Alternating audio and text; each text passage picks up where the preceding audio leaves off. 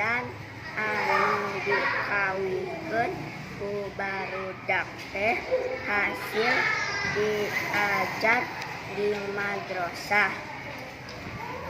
Kusabab dikawikeun barudak teh gancang apal dadi baru ku resep osi pujian nu diajarkeun ku Ustad Rahmat teh rupa-rupa.